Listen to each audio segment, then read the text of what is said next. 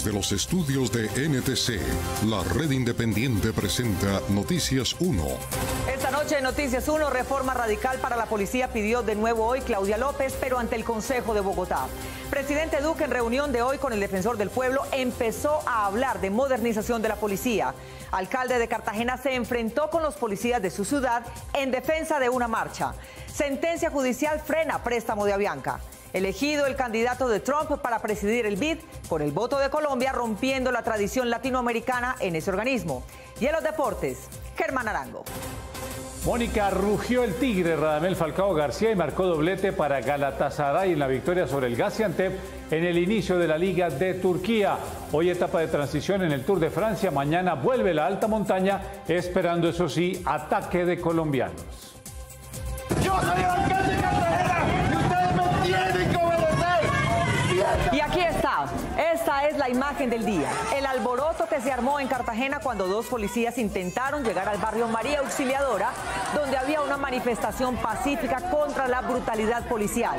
Los policías ignoraban que el alcalde William Dow estaba entre los manifestantes y de la multitud salió para darles una orden perentoria que evitara la exaltación de la comunidad y sus posibles acciones violentas. De esta historia hablaremos hoy.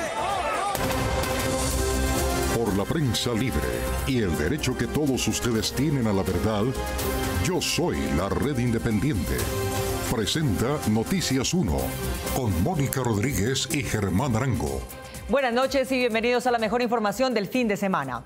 La alcaldesa de Bogotá, Claudia López, se fue hoy para el Consejo a hablar de la crisis de estos 3 días entre los ciudadanos y la policía. Camilo Galán. Mónica, la alcaldesa reafirmó su propuesta de adelantar una reforma radical a la institución de la Policía Nacional y les pidió a los bogotanos que mañana participen con velas y cacerolas en una jornada de reconciliación.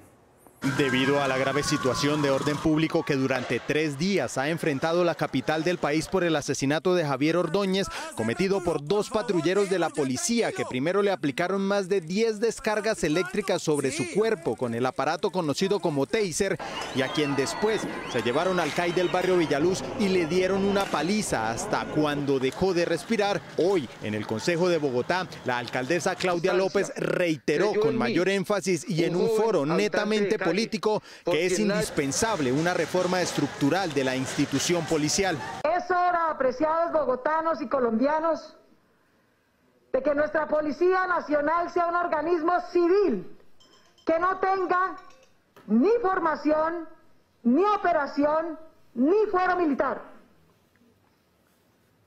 Esa es la reforma esencial para allanar el camino de la paz. Ante la audiencia del Consejo en pleno, que no se atrevió a moverse hasta cuando ella terminó, la alcaldesa señaló que la única forma de devolverle la confianza de la policía a los colombianos jóvenes y a todos los demás habitantes del país es exponiendo la verdad de lo sucedido. Es reconstruir la confianza, es reconstruir la legitimidad de las instituciones democráticas.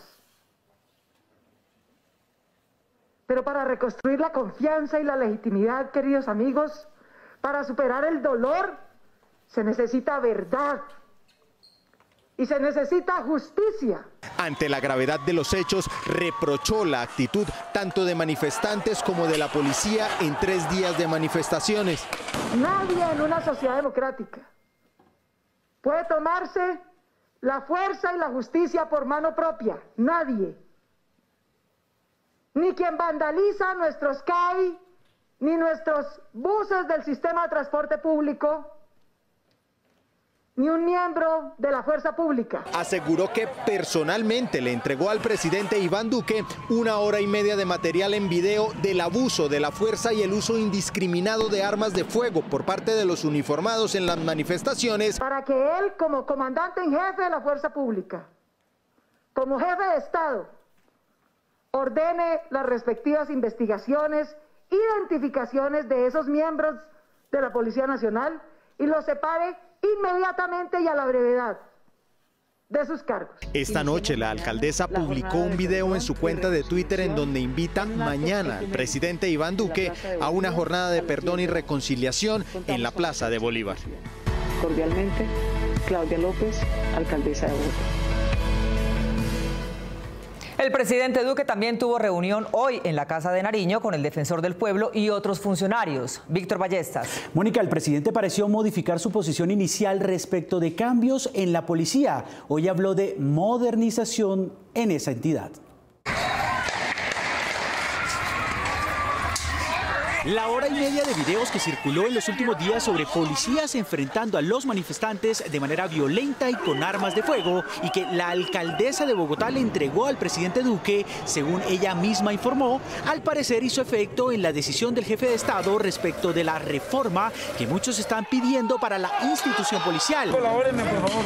Hoy dejó abierta la posibilidad de que haya cambios en su estructura, aunque afirmó que esos cambios venían desde el año pasado.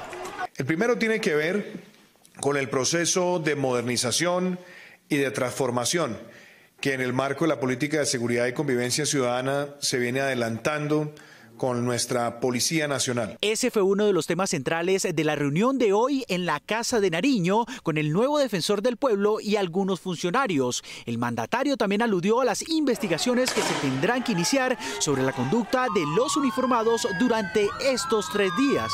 Como existe una trazabilidad en cada una de esas utilizaciones, sepamos con precisión si tienen alguna concatenación con otros hechos, pero obviamente esa es una materia que le corresponderá a las autoridades competentes en materia penal, en materia disciplinaria. El ministro de Defensa, mediante un video, explicó que cada uniformado de la policía, al terminar el turno, debe entregar su arma de dotación y dejar por escrito si la utilizó o no, cuántos cartuchos gastó y en cuáles circunstancias, por lo que se podría determinar quiénes dispararon y en dónde se encontraban. Este protocolo se encuentra en proceso de verificación para establecer tiempo y lugar del uso de las armas.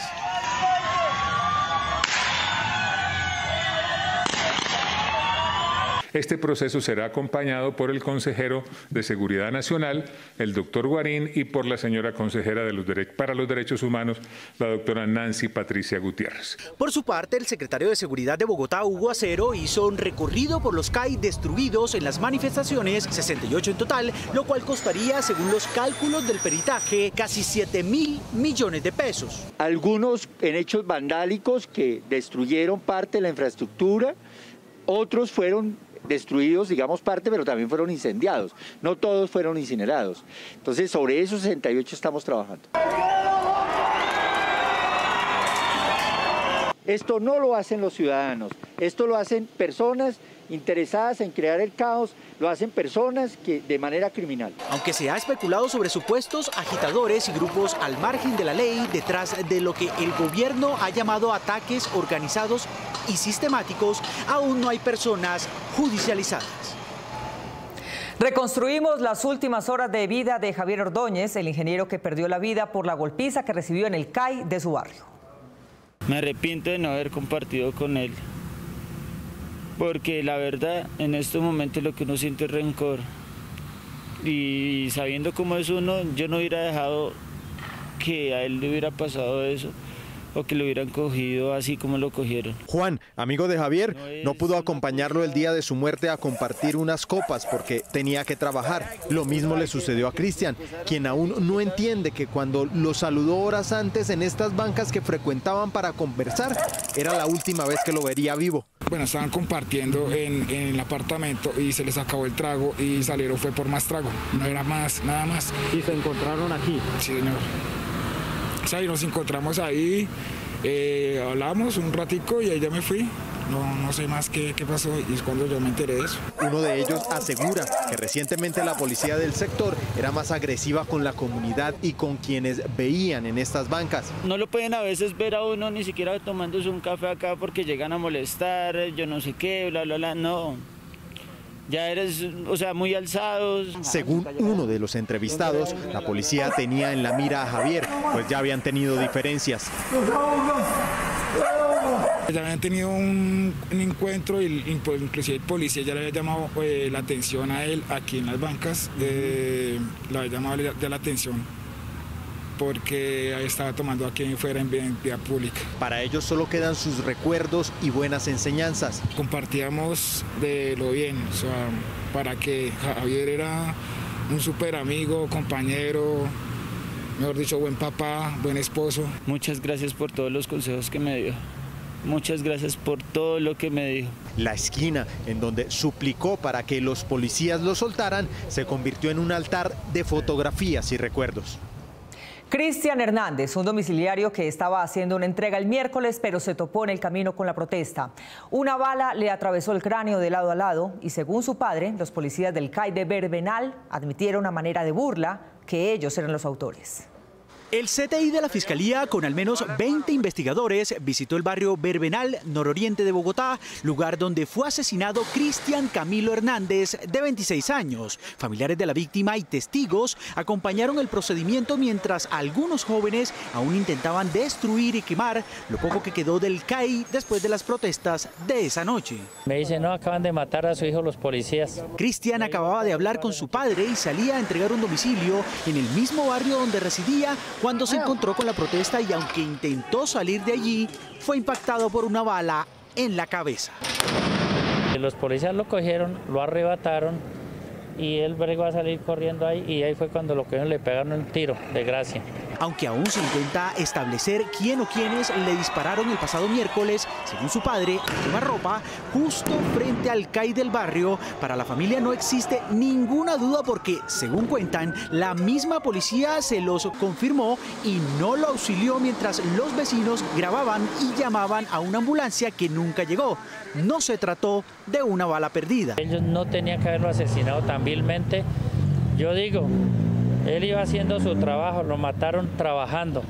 A su hijo lo mató la policía. Lo mató la policía. Aunque al menos 5 uniformados del CAI habrían participado en los hechos, aún no se conoce la apertura de investigación disciplinaria por lo sucedido. Varias personas lograron grabar y transmitir en vivo lo que estaba sucediendo allí. Mataron a uno aquí en barrio Verbenal, localidad Usaquén. Estos videos ya están en poder de los investigadores para tratar de individualizar a los uniformados que dispararon o que se podrían ver inmersos en delitos por omisión. Al muchacho lo mataron. Así lo mataron. Esa noche, en el mismo barrio, también fue asesinado a bala Haider Alexander Fonseca, de 17 años, quien falleció en circunstancias similares a las de Cristian, a pocos metros de allí. Que haya una reforma para la policía y que no maten gente inocente, gente que le sirve a la sociedad, la están acabando. En la zona actualmente no se ven policías y aunque algunas personas del barrio han pedido que regresen para ayudar con la seguridad, estos siguen activos pero trabajando desde el comando de la policía de Usaquén. En el lugar permanece un altar en memoria de las víctimas de esa noche que fue catalogada como una de las más violentas en la historia de la ciudad. 7 personas fueron asesinadas de manera violenta la noche de ese miércoles solo en medio de las protestas. Las ruinas del CAI del Parkway en la localidad de Teusaquillo ayer fue durante la tarde la sede de una donatón de libros que por la noche interrumpió la policía con gases, pero en la víspera había sido sede de sus disparos y golpizas. ¿Por qué va a disparar? ¿Están vivos? ¿A quién le va a disparar? ¿Quién le está apuntando? Estas fueron las súplicas de Julián, un habitante del barrio La Soledad que grababa el momento en que la policía se enfrentaba con los manifestantes que protestaban por el asesinato de Javier Ordóñez por parte de la policía. Incesantemente le pedía a este policía que empuñaba una escopeta calibre 12 que no le apuntara a los manifestantes, pero la respuesta del policía simplemente fue cargar nuevamente el arma y disparar. ¿Por qué va a disparar? ¿Está vivo? Mientras otros ciudadanos se unían al clamor. Tenemos uniforme colombiano, de verdad, somos colombianos, ¿qué pasa? ¿Qué pasa? Después de más de 2 minutos de gritos pidiendo parar la violencia, el policía voltea su mirada contra Julián. Lo vuelve a desafiar con su mirada mientras apunta nuevamente hasta que razona y baja el arma. Señaló porque se dio cuenta que yo estaba señalando y le estaba diciendo al policía que bajara la escopeta, que eran personas desarmadas, que ellos tenían cascos para protegerse contra las piedras y ellos no tenían, las personas no tenían nada con qué defenderse. ¡Eso, baje el arma! ¡Eso, baje el arma! Pero rápidamente vuelve a apuntar y a disparar. ¡Baje esa escopeta! En ese momento, la policía se dispersa, se escuchan más disparos y llegan motorizados con la intención de atropellar a quienes se encontraban lejos de los manifestantes. ¡Mierda! ¡Estás pirado en una mierda! Julián, en medio de la confusión, graba cómo estos policías en moto arremeten contra las personas. Ellos mismos intentan capturarlo y se corta la grabación. Llegan unos motorizados por esta calle, como 20 motorizados de a dos cada uno en una moto, y se suben al andén y arrollan a mi amigo que está atrás, que se alcanza a ver hasta ahí el video porque yo me volteo y alcanzo a ver que lo están arrollando. Este otro video, grabado por una mujer desde su ventana, muestra cómo 4 uniformados intentan llevarse a Julián mientras lo golpean. Del otro lado de la calle, en un video que circula por redes sociales, este policía, quien para ocultar su número de identificación usa su chaqueta al revés, agredía a la ciudadanía con un palo.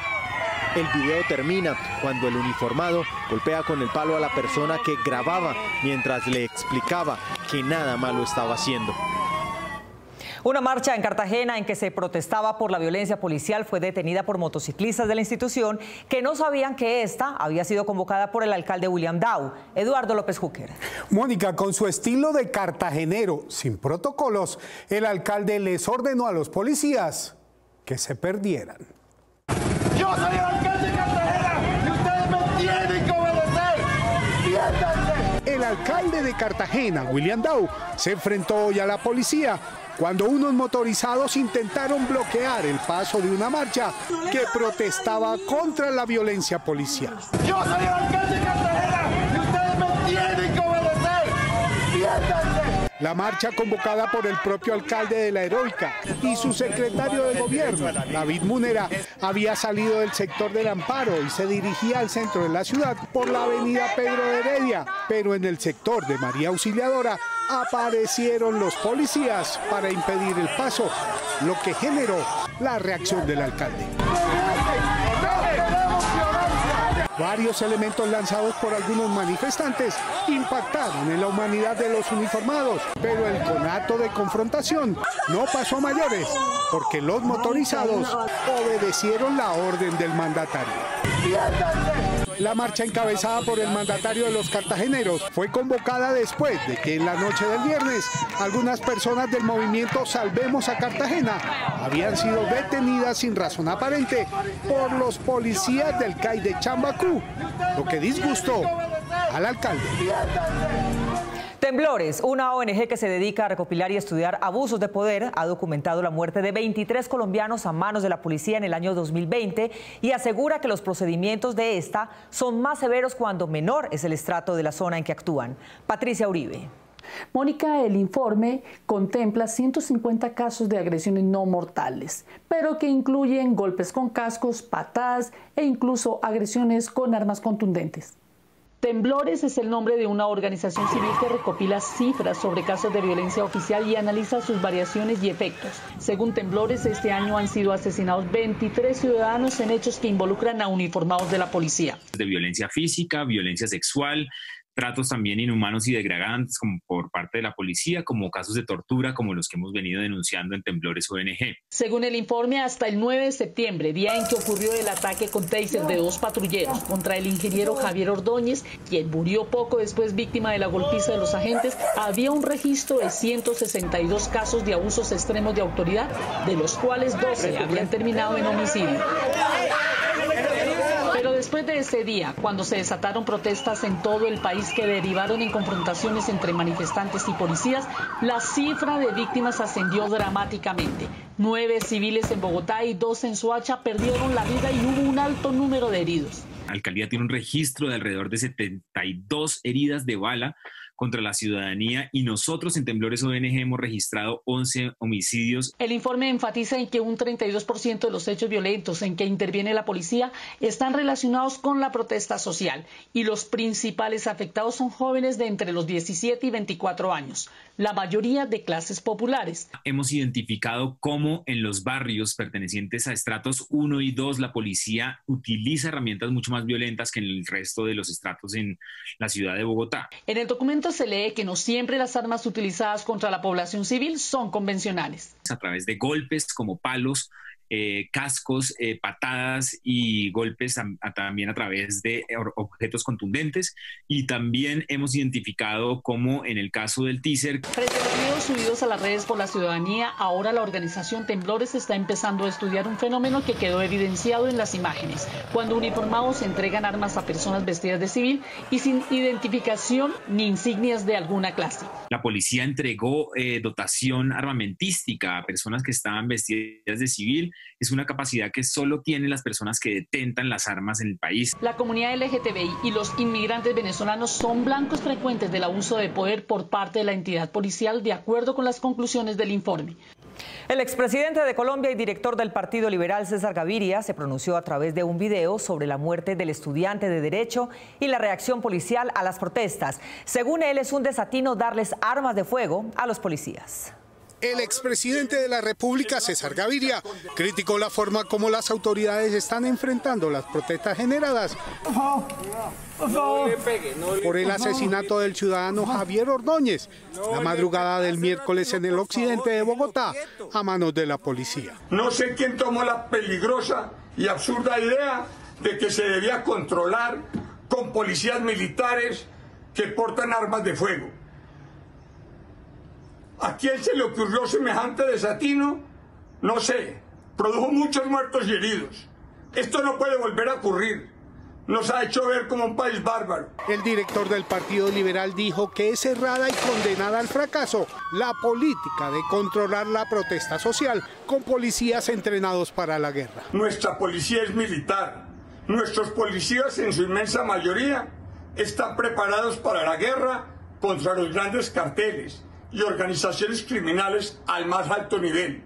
Y eso lo hacen bien. Además, señaló que por su formación de tipo militar, la policía no está capacitada para enfrentar situaciones que requieren más de la contención antes que de la confrontación y el choque. La policía que tenemos es incapaz e inepta para hacer control de la protesta pacífica con peligrosos infiltrados con vocación vándala y anarquista. Les aseguro que en ningún otro país del mundo se le dispara con armas de fuego a los manifestantes, ni aún en las peores dictaduras. Gaviria Trujillo insistió en que los uniformados que sean enviados a controlar manifestaciones no deben portar armas de fuego y recordó los hechos del sábado 23 de noviembre del año pasado, cuando murió el joven Dylan Cruz por el impacto de un proyectil disparado por un oficial del escuadrón antidisturbios. Los policías que las controlan no deben llevar armas de fuego, sino armas que detengan la violencia. Aún con el SMAE, que no usaba armas de fuego, tuvimos muchos problemas y hasta un muerto. Al expresar su solidaridad con las familias de los civiles muertos y heridos en medio de las protestas sociales, Gaviria puntualizó que hoy la imagen de Colombia ante el mundo es la de una nación de bárbaros, donde sus autoridades no saben tramitar el descontento social. Justo cuando se conocía la noticia de la muerte de Ordóñez, la plenaria del Senado sesionaba sobre el Ministerio de Defensa y la discusión tuvo un giro en el que se mencionó una moción de censura al ministro de Defensa. La plenaria del Senado del miércoles pasado 9 de septiembre coincidió con el impacto que sufrió el país por la muerte violenta sufrida por el ciudadano Javier Ordóñez a manos de dos patrulleros.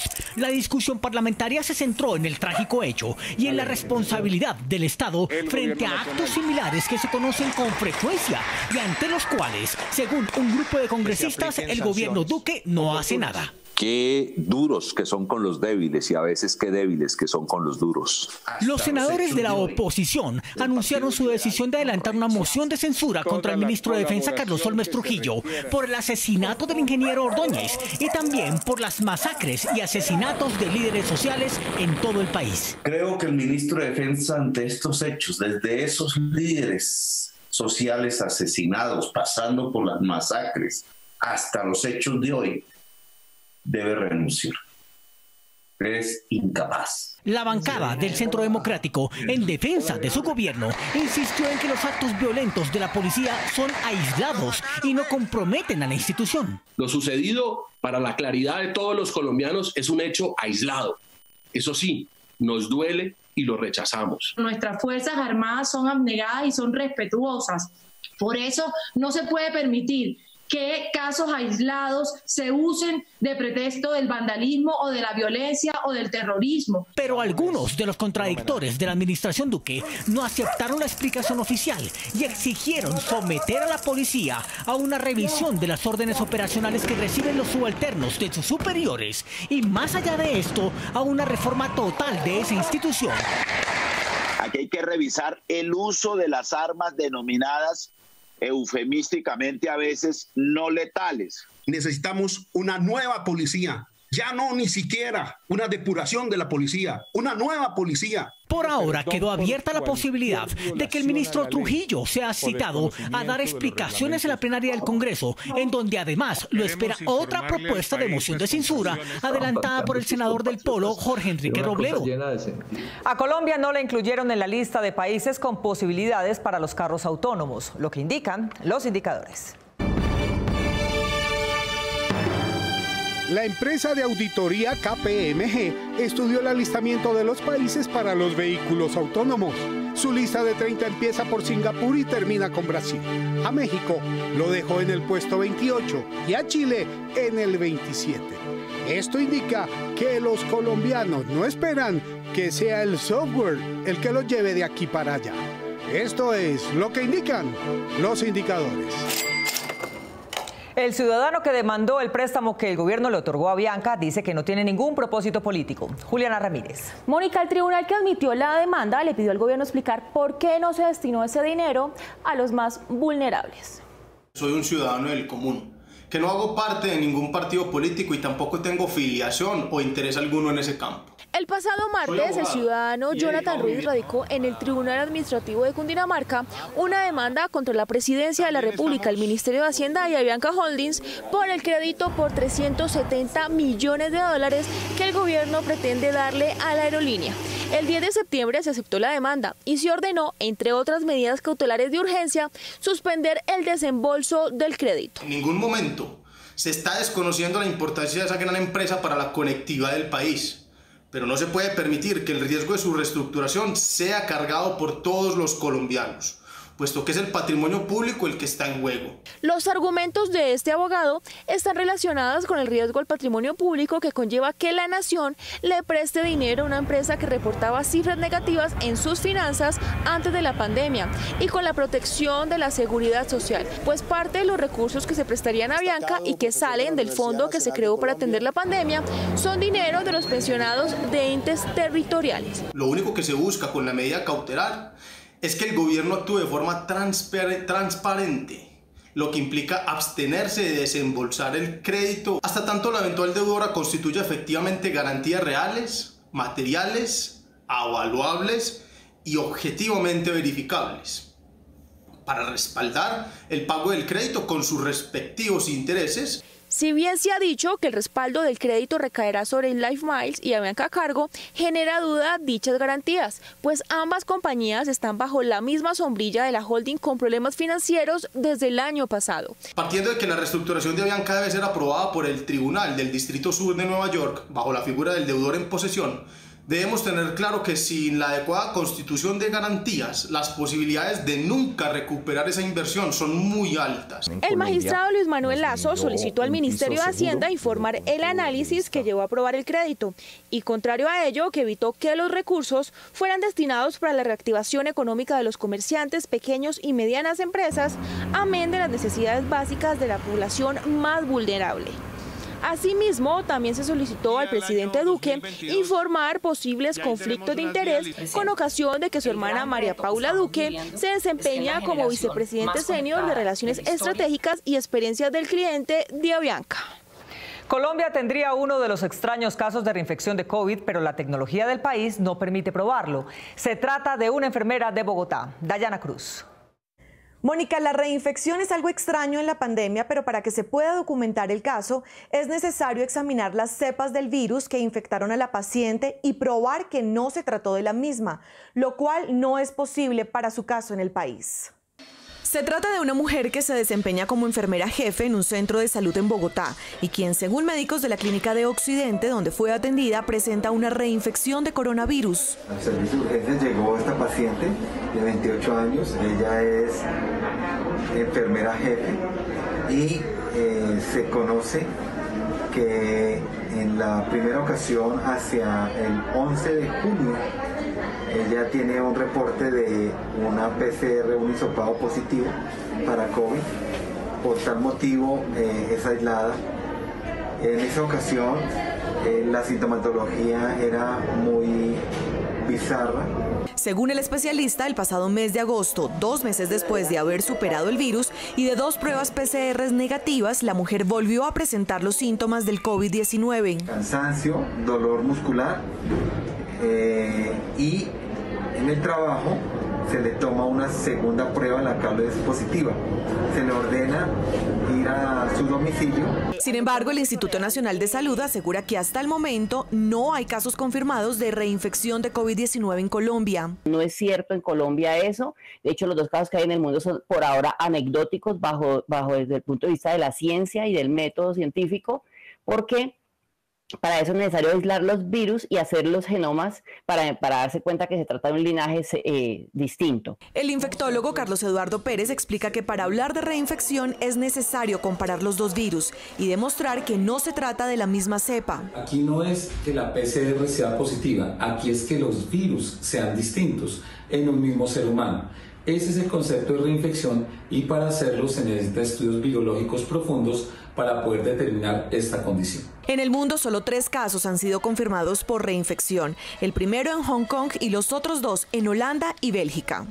Son 10 los trabajadores de Invías que, siendo positivos a COVID-19, interactuaron con la comitiva presidencial que hace 8 días fue a inaugurar el túnel de la línea. El mismo director de Invías aceptó que la emoción pudo más que los protocolos. Mostrándole ante el mundo, Colombia va progresando.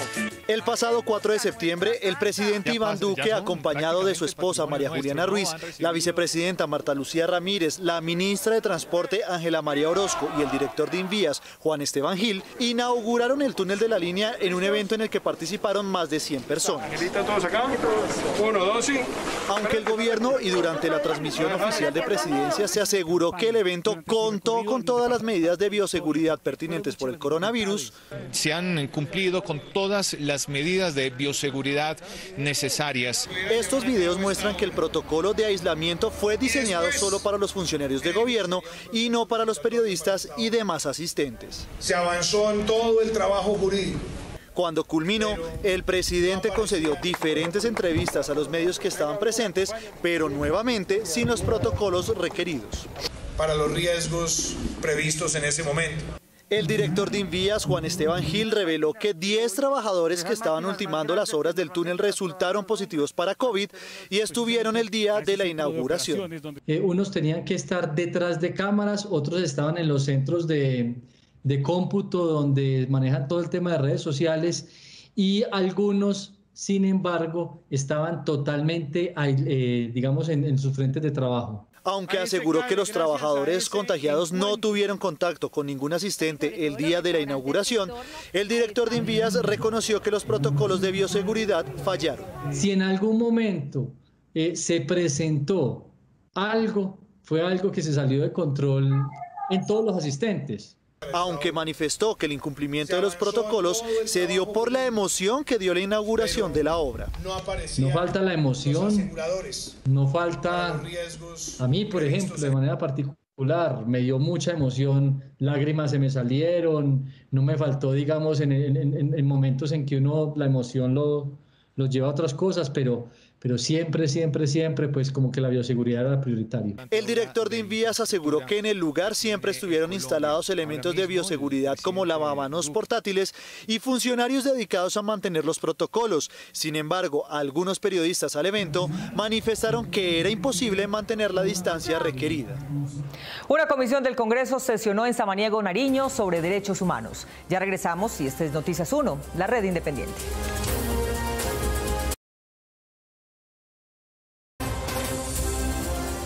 En contra de la costumbre y los reglamentos del Banco Interamericano de Desarrollo BID, este eligió como director a un norteamericano, un agente de la línea de Donald Trump, aunque el cargo le correspondía a un latinoamericano. Colombia votó en contra de 15 países de América Latina. Juan Fernando Barona. Mónica, el gobierno del presidente Iván Duque celebró la elección de Mauricio Claver Carone, quien es conocido por sus críticas a países como Cuba y Venezuela. El candidato del presidente de Estados Unidos, Donald Trump, que fue apoyado por Colombia, Mauricio Claver Carone, fue elegido hoy como nuevo presidente del Banco Interamericano de Desarrollo BID en una asamblea de gobernadores de la entidad a puerta cerrada y con voto secreto. El señor Claver Carone asumirá funciones el 1 de octubre de 2020 por un periodo de 5 años. Como presidente será responsable de las operaciones del grupo BID, que está formado por el BID, BID Invest y BitLab. Su elección fue cuestionada por los países de Latinoamérica porque contradice la tradición de que el director de ese organismo sea de Sudamérica. 15 países, entre ellos Argentina, México, Chile, Trinidad y Tobago, se abstuvieron de votar por Claver Carone porque manifestaron su rechazo a que por primera vez en la historia del BID, un norteamericano dirigiera el organismo que financia el desarrollo para América Latina. En contra del sur del continente, el gobierno del presidente Duque, que fue uno de los países que públicamente apoyó a Claver Carone desde que se conoció su candidatura, celebró su elección. La Cancillería publicó un comunicado al respecto. La canciller Claudia Blum dijo que Colombia acoge con beneplácito esta elección. Claver Carone, que actualmente es el asesor principal de Trump para América Latina, es conocido por sus críticas a Cuba y a Venezuela, por lo que para algunos expertos su elección podría traer problemas para los países que no son de la línea del gobierno de Estados Unidos. El nuevo presidente del BID reemplazará al colombiano Luis Alberto Moreno, quien estuvo a cargo del organismo desde 2005 y el próximo 30 de septiembre culminará su mandato. Para evitar el contagio a través de un pago con papel moneda, se abren las opciones de pagar con la muñeca y sin tocar el dinero. Mediante la tecnología NFC Near Field Communication, usted podrá hacer compras sin tener contacto con el dinero y su posible contaminación. Pensando en la creación de los llamados ecosistemas libres del efectivo, Bancolombia, en alianza con Mastercard, lanzaron esta apuesta para que los consumidores hagan sus transacciones a través de relojes, manillas y stickers. Esta modalidad, en la que los clientes ya no tendrán que aportar una tarjeta para realizar sus compras, estarán disponibles inicialmente en los modelos de los dispositivos Garmin que cuenten con dicha tecnología. En ello, las personas podrán configurar la información de sus tarjetas Mastercard débito y crédito. Según Bancolombia, se podrá pagar en los datáfonos de los comercios sin necesidad de tener cerca su celular o conexión Wi-Fi. El banco aseguró que será tan simple como pulsar la opción Garmin Pay de su reloj, ingresar una clave o PIN en el mismo y acercar su muñeca al datáfono. Los tratos inhumanos a los retenidos en la estación de policía de Teusaquillo habían sido documentados de vieja data. Uno de estos casos ocurrió en diciembre pasado y terminó en la muerte violenta de un venezolano. ¿Qué tal esto? El asesinato de Javier Ordóñez no es el único caso de homicidio a manos de policías ejecutado dentro de instalaciones de esa institución en Bogotá. El pasado 15 de marzo, Noticias 1 y su periodista Enrique Tapias revelaron un hecho tan grave o peor que el de Javier sin que nadie se conmoviera, aparte de su familia, tal vez por ser extranjero. Era un joven de 21 años de nacionalidad venezolana que fue capturado aparentemente por sospechas de tener actividades de microtráfico y quien después de intentar escapar fue recapturado y llevado a esta estación de policía. Una vez en su interior recibió una golpiza que lo hizo colapsar hasta la muerte. El ataque por parte de los uniformados quedó registrado en esta minuta de la estación de Teusaquillo a las 9:05 de la noche. A esta hora y fecha dejó constancia del ingreso del señor Ismael José Caldera Belmonte, el cual me lo entregan algo golpeado porque se iba a volar. A las 10 de la noche, un patrullero dejó constancia en la minuta de que el joven ya herido estaba presentando dificultades para respirar. El ciudadano venezolano Ismael José Caldera fue capturado el 24 de diciembre del año pasado en el barrio Chapinero. Su esposa asegura que los policías le pidieron dinero para dejarlo en libertad. Ellos me exigieron plata a mí para soltar a mi esposo. Me estaban quitando 300.000 pesos. El policía que estaba de guardia ahí ese día me dice que ya él se lo llevaron a un PJ. Que si quería que dejara la plata ahí, el que iba a llamar a los policías para que lo soltaran. Otros uniformados que no estuvieron de acuerdo con lo que veían, pero que debieron guardar silencio para evitar confrontaciones con sus pares o con sus superiores, presenciaron la agresión al joven extranjero sin poder hacer nada, pero decidieron revelarle a Noticias 1 lo que sucedió. dijeron que sus compañeros golpearon a Ismael sin parar y que lo habrían hecho en presencia del comandante de la estación de Teusaquillo. Este nunca los reprimió ni les pidió que suspendieran el ataque, según el relato de los denunciantes, cuya identidad nos reservamos. La esposa del joven asesinado tuvo que salir de Colombia porque, según ella, no soportaba más el acoso y las amenazas de los uniformados. Cuando yo fui a preguntarle a los policías por mi esposo, ellos llegaron, me tomaron fotos en mis datos. Después llegó el policía y me dijo que si él me veía otra vez por la vía de Chapinero, ellos me iban a meter presa a mí y me iban a quitar a mis hijos y iban a mandar a mis hijos a bienestar familiar. En su momento, el jefe jurídico de la Policía de Bogotá le dijo a Noticias 1 cuando le consultamos el caso que los involucrados estaban siendo investigados. Sin embargo, el abogado de la familia de Ismael asegura que este caso, que sin argumentos legales válidos llegó a competencia de la justicia penal militar, no ha avanzado nada y que ni siquiera en los 9 meses que han transcurrido desde entonces los implicados han sido llamados a declarar. Realmente es lamentable el poco avance que han tenido las investigaciones, en especial si se tiene en consideración que ya han transcurrido más de 9 meses desde el trágico fallecimiento de Ismael José. Asegura que la familia de la víctima ni siquiera conoce los resultados de la necropsia. Me dice que ya él se lo llevó. Un ganso le enseña a la mujer que le coquetea a usar bien el tapabocas y un perro tan amigo de su amo que le juega chanzas pesadas.